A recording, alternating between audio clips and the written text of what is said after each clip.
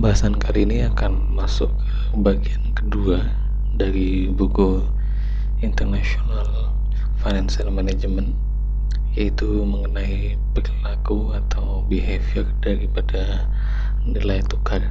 Ada beberapa topik yang akan kita diskusikan, yaitu masih berkaitan dengan bagaimana spot exchange rate, forward exchange rate, maupun suku bunga dan lain sebagainya. Di bagian ini kita akan mulai dari chapter 6, yaitu mengenai bagaimana pengaruh pemerintah terhadap nilai tukar.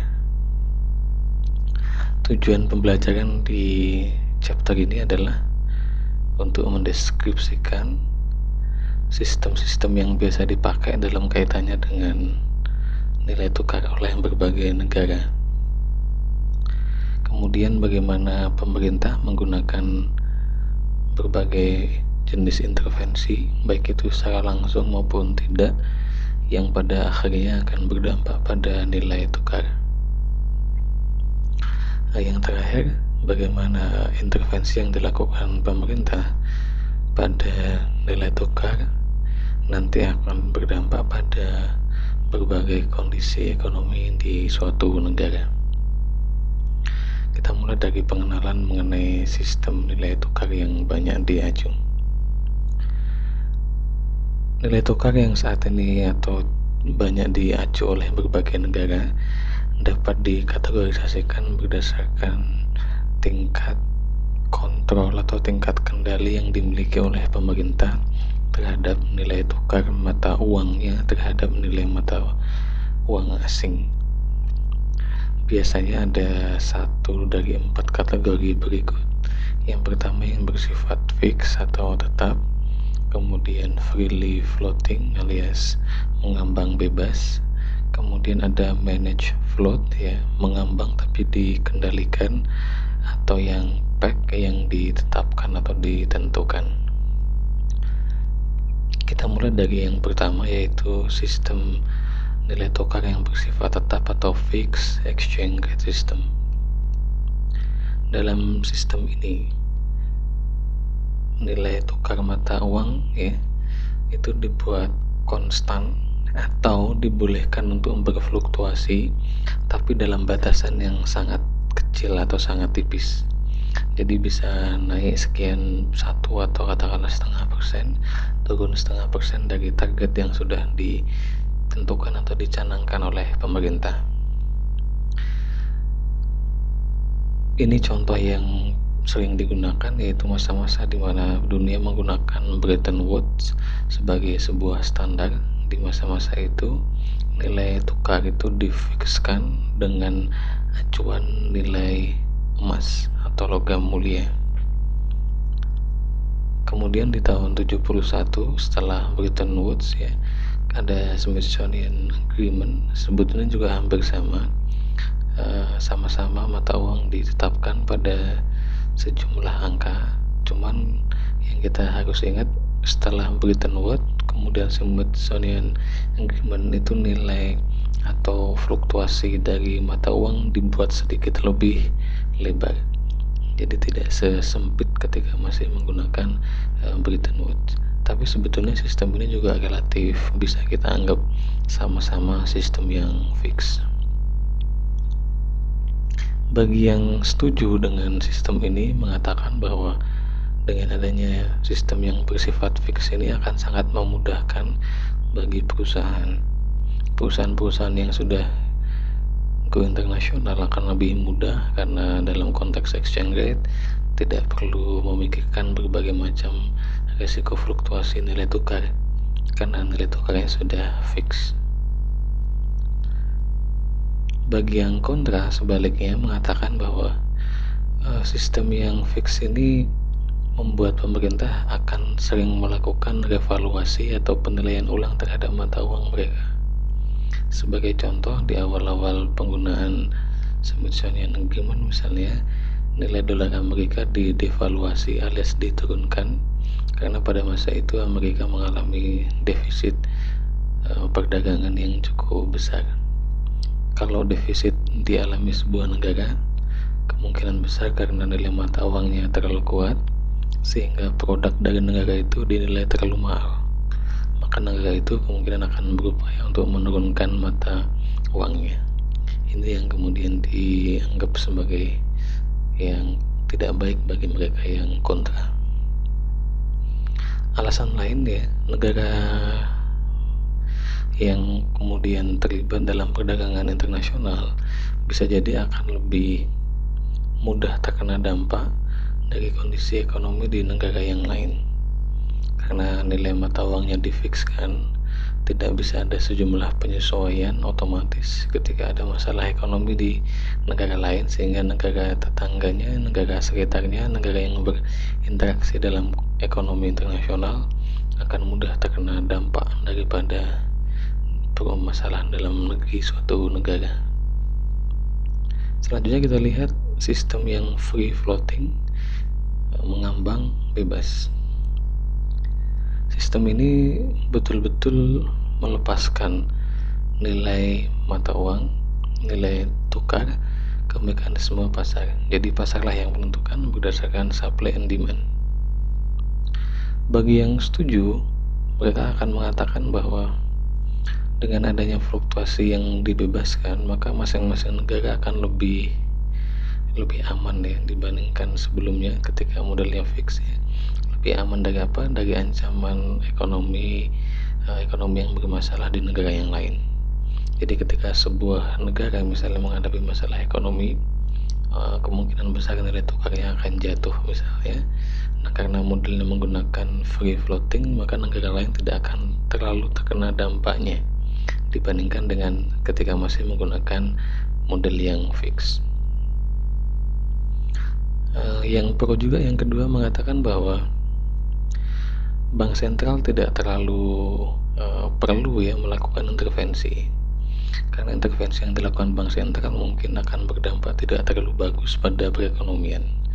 Kalau mata uangnya betul-betul dilepaskan secara bebas ya, maka betul-betul akan mencerminkan kondisi yang diharapkan oleh pasar, sehingga bank sentral tidak perlu melakukan intervensi, yang intervensinya justru mungkin tidak terlalu bagus bagi perekonomian. Yang pro juga mengatakan bahwa dengan sistem yang free begini, pemerintah tidak terlalu dipusingkan ya dengan sejumlah batasan ketika menyiapkan kebijakan ataupun arah pengembangan sebuah perekonomian. Jadi tidak terlalu sibuk ngurusin mata uangnya, karena ternyata membutuhkan begitu banyak biaya. Yang selanjutnya, batasan-batasan capital flow juga akan semakin mengecil ya, karena adanya sistem yang free ini, sehingga dengan demikian akan mempermudah proses keluar masuknya dana dari berbagai pasar keuangan, sehingga ujungnya akan berdampak pada efisiensi di pasar keuangan itu sendiri. Jadi sangat menguntungkan, karena lalu lintas dana internasional menjadi lebih mudah dilakukan. Sebaliknya bagi yang kontra, yang pertama mengatakan bahwa terutama bagi perusahaan yang sudah go internasional, mereka akan membutuhkan begitu banyak sumber daya untuk mengatur atau mengendalikan berbagai macam hal berkaitan dengan dana mereka, agar jangan terkena dampak yang terlalu besar dari fluktuasi nilai tukar. Kalau tadi di sistem yang fix, perusahaan santai saja karena mata uang tidak akan berubah terlalu banyak. Tapi begitu free, maka perusahaan harus betul-betul menggunakan banyak tenaga untuk menjaga nilai perusahaannya agar tidak terkena dampak fluktuasi nilai tukar ini. Selanjutnya, yang kontra juga mengatakan kalau suatu negara itu sudah kadung mengalami atau sudah terlanjur mengalami sejumlah masalah ekonomi, misalnya inflasinya tinggi, kemudian penganggurannya juga tinggi, penggunaan free floating exchange ini akan menambah masalah ekonomi yang dihadapi negara itu. Sebagai contoh, negara itu mengalami inflasi yang tinggi, kemudian mata uangnya dibuat free floating, maka kecenderungannya ya mata uangnya akan semakin melemah dan masalah inflasinya semakin sulit diatasi. Pengangguran juga demikian akan semakin tinggi dan semakin sulit diatasi. Kenapa demikian? Karena pemerintah tidak bisa menurunkan lagi nilai tukarnya. Selanjutnya kita lihat model yang bersifat floating, tapi pemerintah masih bisa melakukan atau mengatur nilai mata uang itu. Istilah manage ini juga digunakan istilah yang sedikit sarkastik, yaitu dirty atau kotor ya. Kenapa demikian? Karena nanti kita lihat pemerintah kadang bisa melakukan intervensi yang mungkin tidak cocok dengan sistem ekonomi pasar.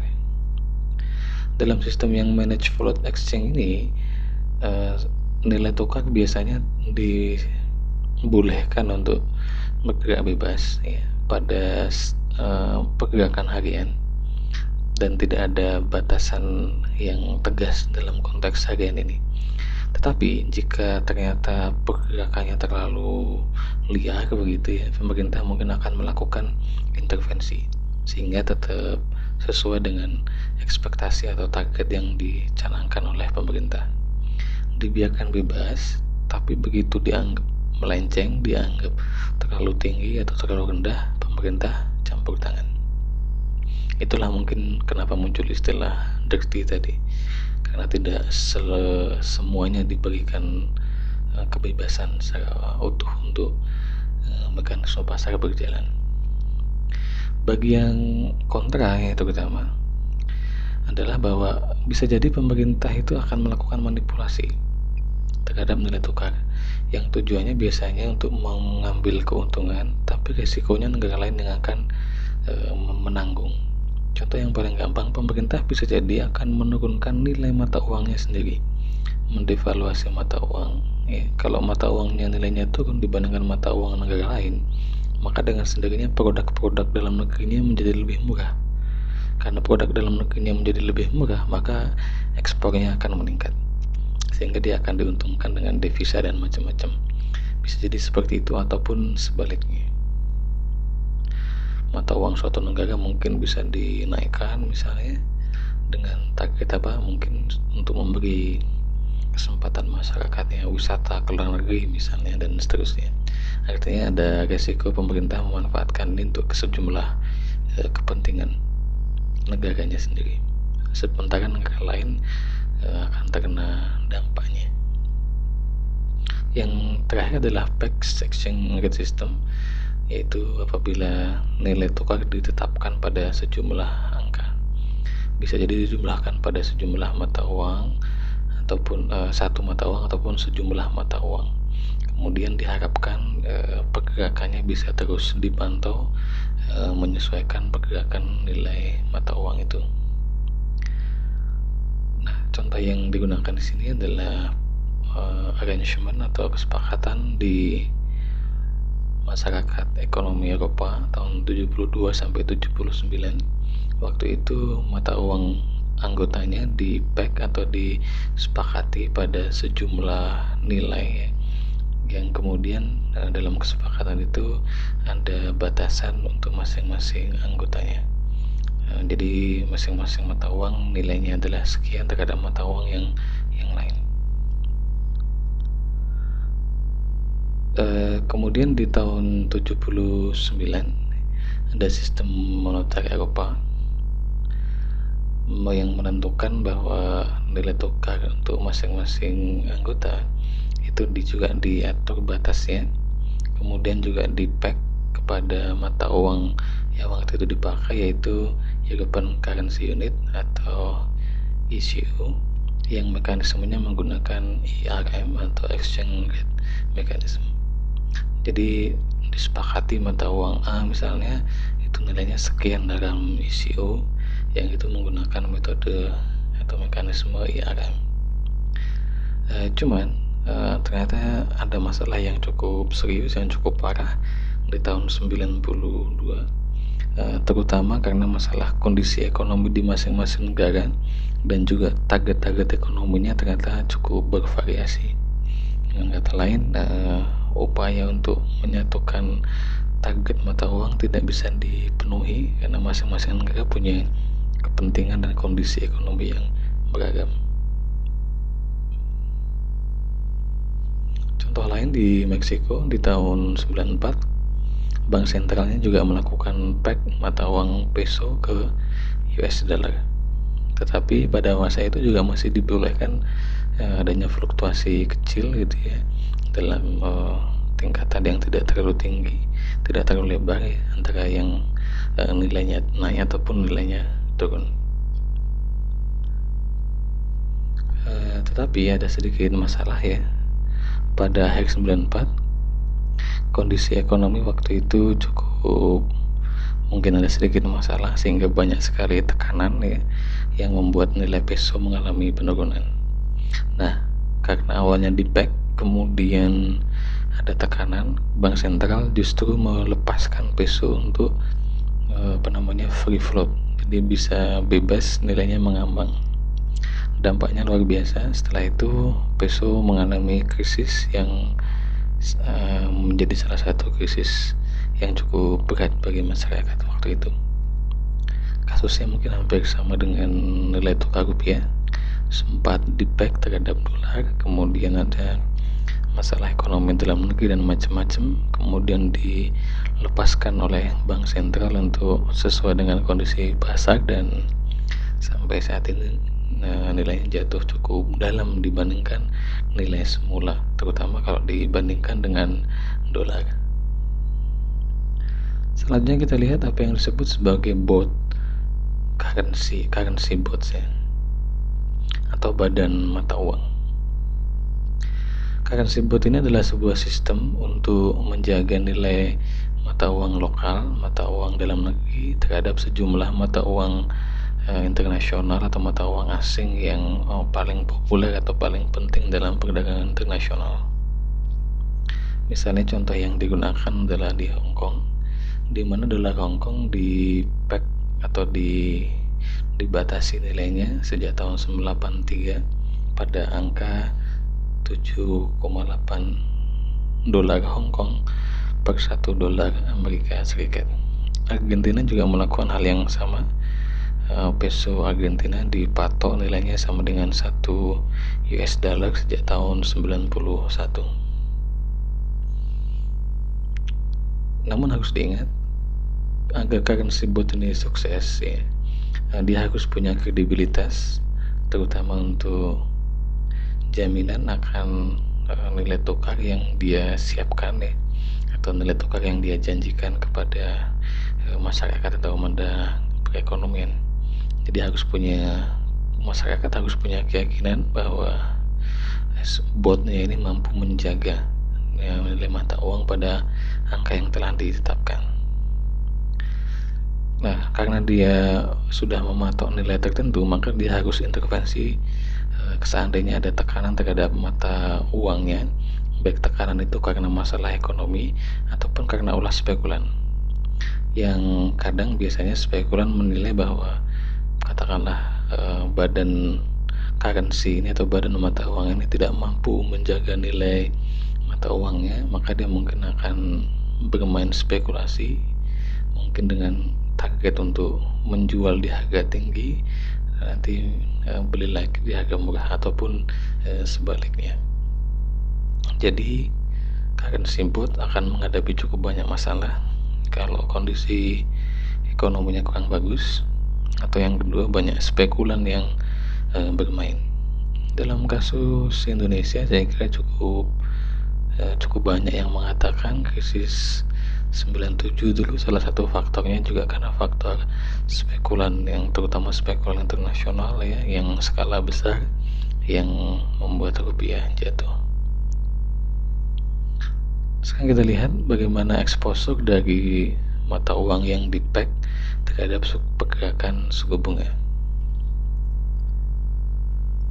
Yang pertama kita ingat bahwa kalau suatu negara itu menggunakan currency bond, mereka tidak akan punya kontrol yang sempurna itu ya atas suku bunga lokal, sehingga kemudian biasanya nilai tukar ini harus betul-betul melakukan penyesuaian ya dengan suku bunga daripada mata uang yang diacu, karena memang currency bond bukan bank sentral biasanya. sehingga kemudian dua suku bunga yang diacu ya itu sebetulnya tidak sama persis ya, karena masing-masing punya risiko yang berbeda. Katakanlah mata uang rupiah kemudian di maintenance atau di peg pada mata uang dolar ya, kemudian pergerakan suku bunga Amerika dan suku bunga Indonesia ya kadang tidak sejalan, dan padahal currency board harus menjaga nilai tukar agar sejalan dengan suku bunga. Kadang tentu akan ada masalah, ini mau menyesuaikan pergerakan suku bunga yang mana, yang di Amerika atau yang di Indonesia, dan kedua-duanya sama-sama punya risiko yang berbeda. Selanjutnya kita lihat bagaimana mata uang yang di peg akan memberikan exposure pada pergerakan nilai tukar itu sendiri. Yang pasti kalau mata uang A di peg ke mata uang B misalnya, pergerakan keduanya harus searah. Dengan kata lain, mata uang A tadi harus menyesuaikan pergerakannya dengan mata uang B atau menjadi tandem ya dari mata uang itu. Sehingga kalau mata uang yang di peg cukup banyak akan membuat cukup banyak pekerjaan, karena akan menandemkan berbagai mata uang dengan mata uang lokal yang dijadikan acuan misalnya. Dengan demikian kadang sebetulnya kondisi di lapangan nilai tukar yang ada itu belum mencerminkan kebutuhan yang diminta pasar dari supply and demand-nya, sehingga sebetulnya kadang bisa berdampak pada perdagangan ataupun pada arus modal internasional. Katakanlah rupiah karena dipeg pada dolar, kemudian dolar berfluktuasi, kemudian rupiah juga menyesuaikan dengan fluktuasi dolar. Padahal bisa jadi sebetulnya rupiah tidak perlu melakukan itu ya, karena dampaknya kemudian mungkin akan membuat rupiah bisa terlalu kuat terhadap mata uang lain ataupun terlalu lemah terhadap mata uang lain, sehingga akan berdampak pada perdagangan. Misalnya rupiah dibuat cukup kuat karena dolar menguat misalnya, mungkin akan berdampak pada nilai rupiah yang terlalu kuat terhadap ringgit, sehingga mungkin ekspor Indonesia ke Malaysia akan sedikit terhambat misalnya. Atau sebaliknya, rupiah mungkin dibuat melemah karena dolar juga sedang melemah. Nah, pada saat yang sama nilai tukar rupiah terhadap ringgit mungkin akan juga mengalami pelemahan yang mungkin akan menguntungkan ekspor Indonesia. Selanjutnya kita lihat apa yang disebut sebagai istilah dolarisasi atau dollarization. Dolarisasi adalah penggantian mata uang lokal pada dolar Amerika Serikat. Dengan kata lain, suatu negara yang melakukan dollarization itu tidak lagi memiliki mata uang lokal. Mereka percaya saja pada mata uang dolar. Contohnya Ekuador yang menggunakan dolarisasi sejak tahun 2000. Informasi yang saya peroleh ya, negara baru seperti Timor Leste juga melakukan dollarization, meskipun sebetulnya di sana juga ada mata uang lokal, tapi lebih banyak yang diacu adalah dolar ini. Selanjutnya kita lihat contoh mata uang tunggal Eropa sebagai salah satu produk yang cukup inovatif ya dari perkembangan ekonomi global belakangan ini. Tahun 91 ada namanya kesepakatan Maastricht ya, yang waktu itu mengarahkan pada pembentukan mata uang tunggal untuk masyarakat Eropa. Pada tahun 99 bulan Januari, mata uang tunggal ini diadopsi sejumlah negara yaitu Austria, Belgia, Finlandia, Perancis, Jerman, Irlandia, Italia, Luxembourg, Belanda, Portugal, dan Spanyol. Yunani kemudian gabung di tahun 2001. Salah satu kesepakatannya adalah di tahun 2002 semua mata uang di 12 negara yang menjadi anggota ini akan ditarik dan semuanya diganti dengan mata uang tunggal baru yang bernama euro. Nah, karena menggunakan sistem mata uang yang sama, ya, masyarakat di Eurozone nanti akan mengalami kondisi yang secara teoritis harusnya lebih bagus, Kenapa? Karena perdagangan lintas negara, kemudian capital flow itu juga akan terjadi dengan lebih cepat, lebih mudah. Karena dari satu negara ke negara lain tidak perlu mengganti mata uangnya ke mata uang yang lain. Jadi cukup dengan satu mata uang yang sama berlaku di berbagai negara sesama Eurozone. Selain itu, kebijakan moneter di Eropa juga disatukan ya menjadi sebuah sistem moneter yang tunggal yang dikendalikan oleh European Central Bank atau ECB. Lokasinya ada di Frankfurt.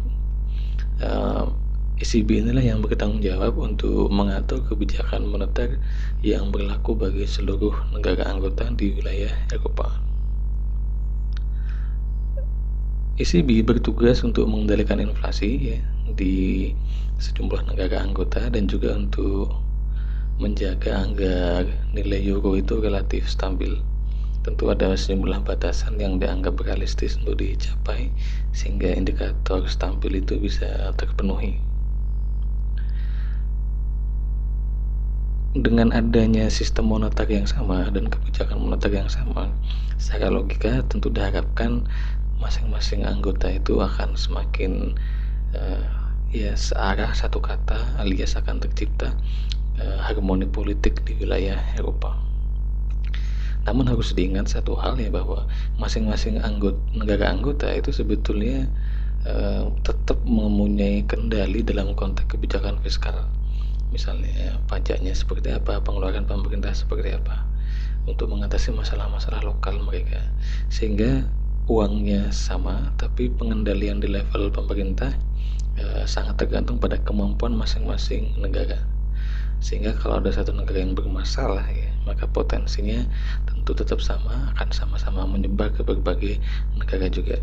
Dalam beberapa kasus yang belakangan ini terjadi seperti masalah-masalah Yunani, kemudian Spanyol dan lain sebagainya, menunjukkan bagaimana penyatuan mata uang itu meskipun bagus tetap menyimpan potensi masalah, karena memang masing-masing anggota ini kapasitas ekonominya sangat beragam.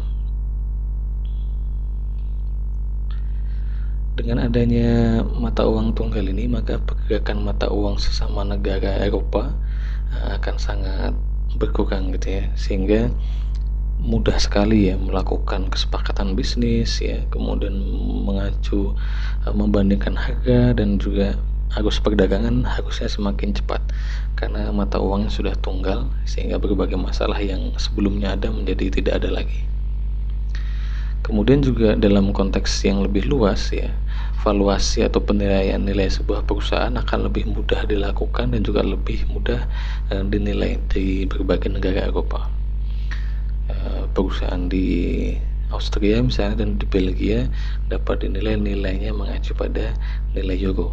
Beda sekali dengan di Indonesia misalnya, kalau kita akan membandingkan dengan negara di Malaysia atau Thailand atau Filipina, karena masing-masing menggunakan mata uang yang beragam, mungkin valuasinya akan juga menghasilkan nilai yang tidak sama. Tapi dalam kasus Eropa, hal itu bisa dieliminasi ya, sehingga lebih mudah dalam konteks bisnis. Selain itu juga sama ya, selain perusahaan ya, sahamnya pun ataupun obligasinya pun juga lebih mudah untuk dievaluasi, lebih mudah dibandingkan, sehingga investasi antar negara harusnya akan berjalan lebih mudah. Cuma di sini ada masalah, yaitu bagi investor yang non Eropa. Kalau sebelumnya berbagai negara Eropa itu menjadi media di mana mereka bisa melakukan diversifikasi aset atau diversifikasi investasi, dengan adanya satu mata uang tunggal euro, maka hal itu tidak bisa mereka lakukan. Karena kalau dulu misalnya mereka bisa nyimpan di Jerman dengan mata uang Jerman, kemudian di Perancis dengan mata uang Perancis, saat ini tidak bisa, karena semua menjadi satu mata uang tunggal. Sehingga resiko yang dulu bisa dipisah-pisah saat ini lebih tidak bisa lagi dipisah-pisah, terutama bagi investor non Eropa. Selain itu juga keuntungannya adalah nilai resiko nilai tukar ataupun juga transaksi ya, biaya transaksi yang terjadi untuk pertukaran euro dan seterusnya, mata uang antar negara euro dan seterusnya akan sangat semakin kecil ya, Kenapa? Ya karena sudah menggunakan satu mata uang tunggal. Selain itu, suku bunga juga akan sama nilainya dari berbagai negara, sehingga tidak perlu khawatir dengan ada capital inflow ataupun outflow dari satu negara ke negara yang lain karena perbedaan suku bunganya. Namun demikian, meskipun menjanjikan ya, sebetulnya sejak 99 nilai mata uang euro ini mengalami penurunan yang luar biasa terhadap berbagai mata uang. Alasannya kenapa? Karena kebanyakan waktu itu banyak yang belum begitu yakin dengan kemampuan euro. Karena memang membutuhkan banyak sekali tenaga untuk menjamin kebersamaan di antara berbagai negara, yang itu adalah berbagai jenis ekonomi ya. Sehingga waktu itu belum semuanya yakin atas kemampuan dan kapasitas masyarakat ekonomi Eropa untuk mengatur ekonominya, sehingga banyak dana yang lepas dari Eropa kemudian dibawa keluar Eropa semata-mata karena belum begitu yakin dengan kapasitas euro, terutama tentunya adalah ECB ya, sebagai bank sentral Eropanya. Salah satu juga alasan lain ya, karena memang sejumlah negara anggota ternyata tidak terlalu semangat ya, atau tidak terlalu serius untuk mengatasi masalah-masalah domestik. Jadi masalah utang dalam negeri misalnya, atau masalah konsumsi dan pengeluaran pemerintah tidak dikendalikan dengan bagus ya, sehingga dalam tanda kutip seolah-olah tidak sejalan ya dengan semangat kebersamaan, solidaritasnya sedikit banyak mengalami penurunan. Ini logis ya, katakanlah kita tinggal dalam satu rumah dengan sejumlah anggota keluarga. Kalau ada 1-2 anggota keluarga yang ternyata tidak menjaga kebersihan rumah ya, tentu akan menjadi masalah bagi seluruh anggota keluarga dalam satu rumah itu. Nah, masyarakat Eropa bisa kita asumsikan seperti itu, di mana masing-masing anggota punya kewajiban untuk mengelola masalah domestiknya. Namun ada 1-2 yang mungkin belum begitu serius mengurusi masalah ini, sehingga belum meyakinkan investor atas kekuatan euro ini. Selanjutnya kita lihat bagaimana intervensi pemerintah dalam kaitannya dengan nilai tukar ini. Di berbagai negara pasti ada yang disebut sebagai bank sentral, yang kebanyakan sebetulnya adalah lembaga yang terpisah dari negara atau dari pemerintah, yang tujuannya untuk menjaga kredibilitas dan menjaga independensi. Bank sentral inilah yang biasanya punya pengaruh untuk mengatur kebijakan moneter. Di Indonesia sendiri, kalau kita lihat di masa Orde Baru, yang namanya Gubernur Bank Indonesia itu disetarakan dengan semacam menteri begitu ya. Tapi untuk saat ini, setelah ada undang-undang yang baru, maka dia betul-betul independen, meskipun tetap ditunjuk oleh presiden kemudian disahkan oleh DPR. Bank sentral ini dapat melakukan intervensi di pasar pasar valuta asing ya, tujuannya untuk mengendalikan atau mengontrol nilai mata uang lokal. Di Amerika contohnya The Fed ya, di Indonesia Bank Indonesia, di negara yang lain juga tentu punya bank sentral masing-masing.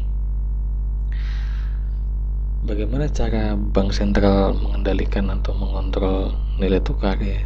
Bisa dengan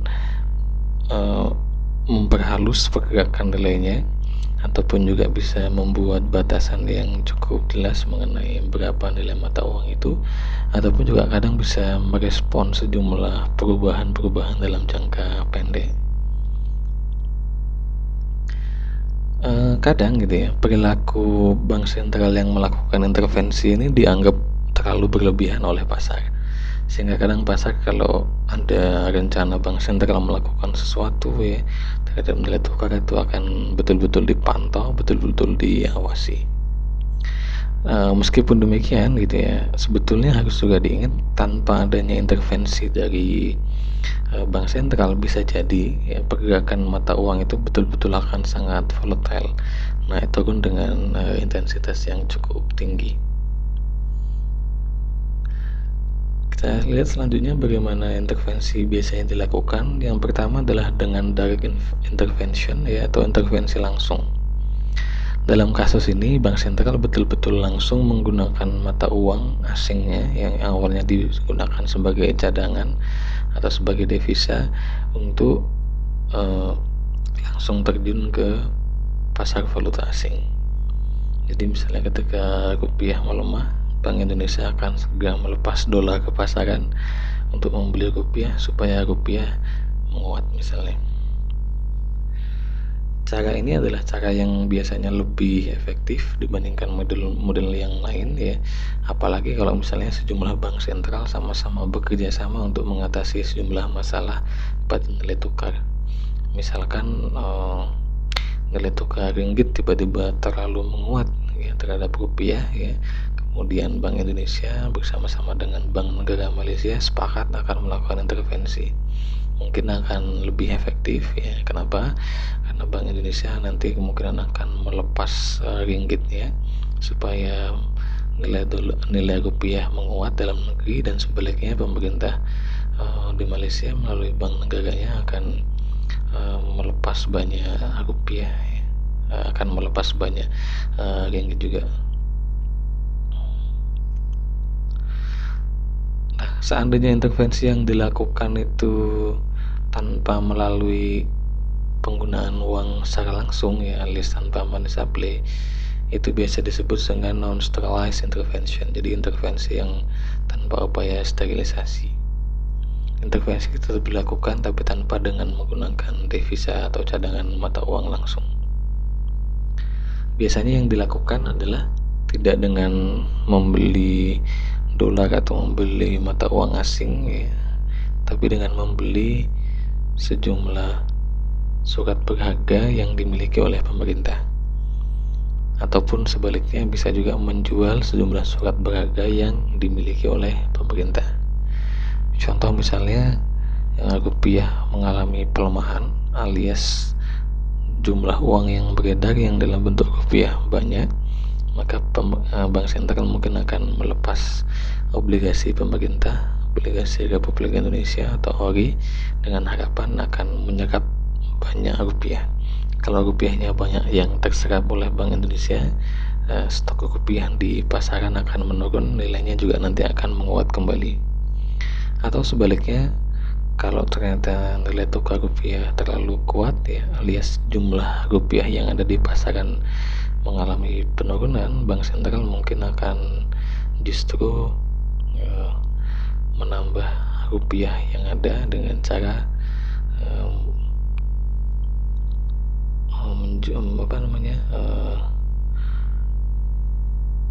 dengan cara membeli banyak-banyak obligasi yang ada di pasaran.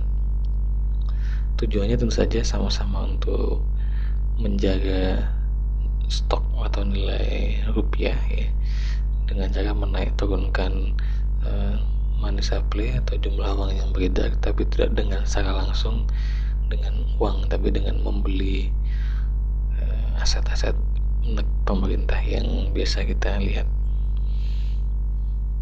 Nah, kalau bank sentral akan melakukan suatu intervensi gitu ya, dan dinilai intervensinya menuju ke arah tertentu, maka spekulan mungkin akan memanfaatkan itu.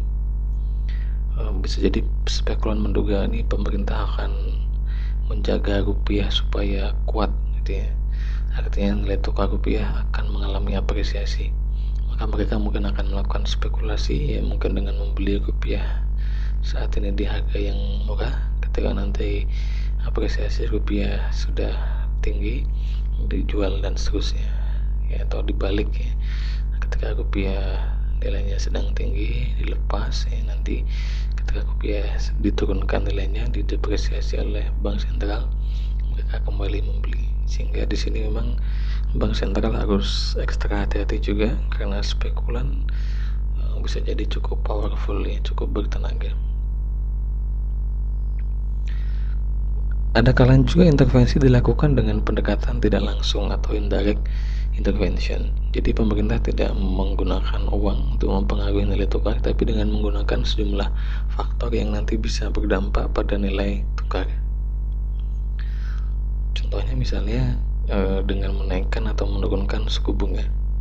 yang itu nanti akan berdampak pada jumlah uang yang beredar. Misalkan rupiah dinilai terlalu kuat nih, itu tandanya rupiah yang beredar jumlahnya mungkin tidak terlalu banyak. Maka mungkin Bank Sentral bisa menurunkan suku bunga supaya masyarakat tidak terlalu banyak yang menyimpan uang, kemudian uang berputar di masyarakat.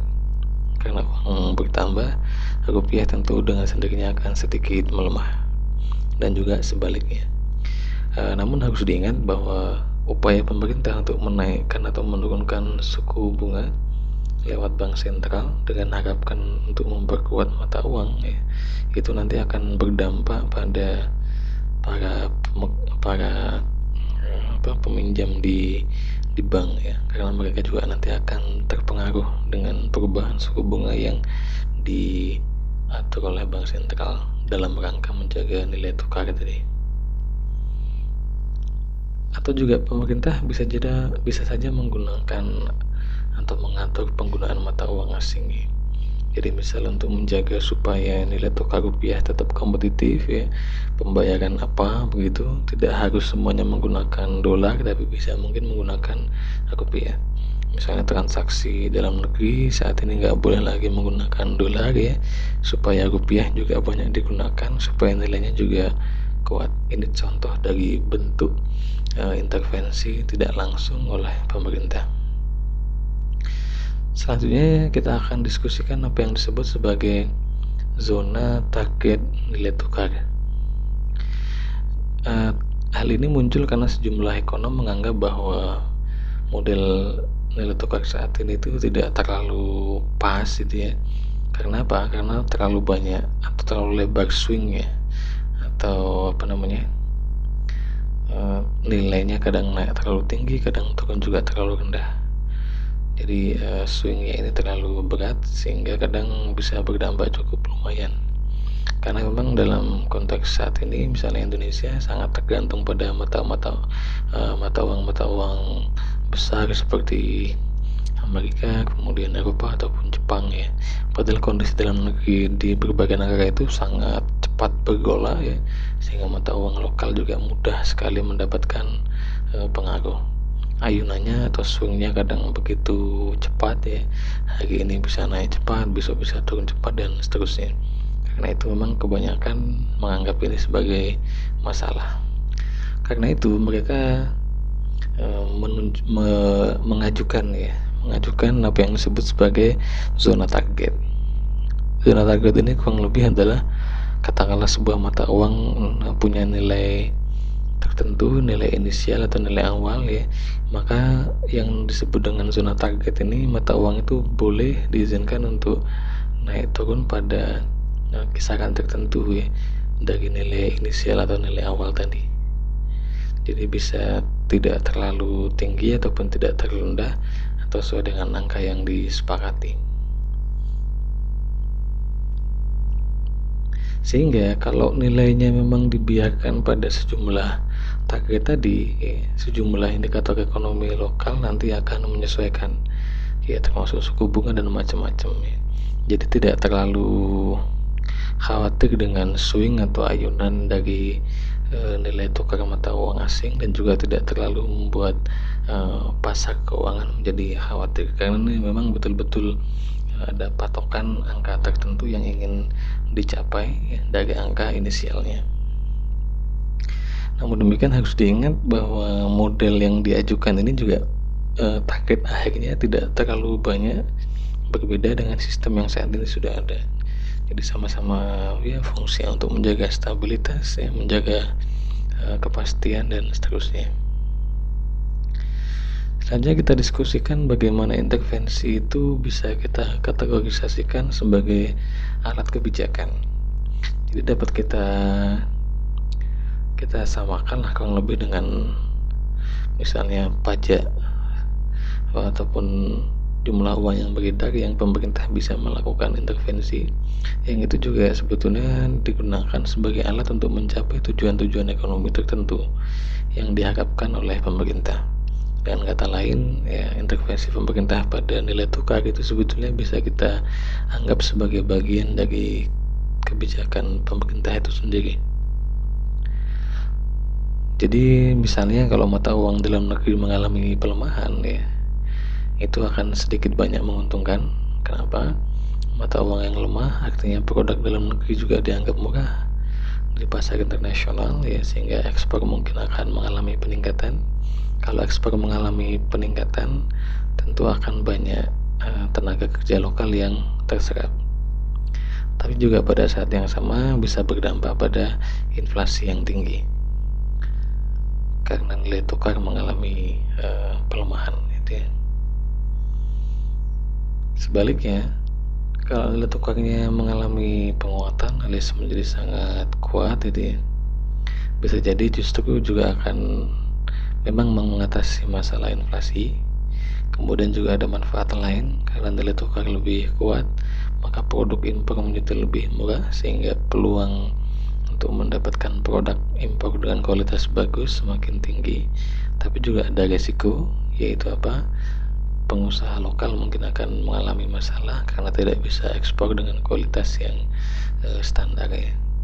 Dan juga kalau memang ekspor mengalami masalah, mungkin, ya, Indian akan ada masalah, yaitu tingkat pengangguran yang mengalami peningkatan karena mungkin banyak PHK dan seterusnya. Lalu bagaimana intervensi bank sentral tadi terhadap nilai sebuah perusahaan yang sudah go internasional? Kita lihat petanya kurang lebih seperti ini dalam persamaan yang kita diskusikan sejak awal buku ini. Intervensi yang dilakukan oleh bank sentral baik langsung maupun tidak langsung nanti akan sama-sama berpengaruh pada pembilang pada persamaan kita, yaitu baik pada expected cash flow-nya ataupun expected exchange rate-nya. Jadi berbagai kebijakan tadi akan berdampak pada nilai perusahaan baik di negara dari mata uang di negara yang di asal investasinya misalnya ataupun negara tujuan investasinya. Dengan demikian, ya, dengan demikian perusahaan internasional betul-betul harus selalu memperhatikan intervensi yang dilakukan oleh bank sentral untuk menjaga nilai perusahaannya.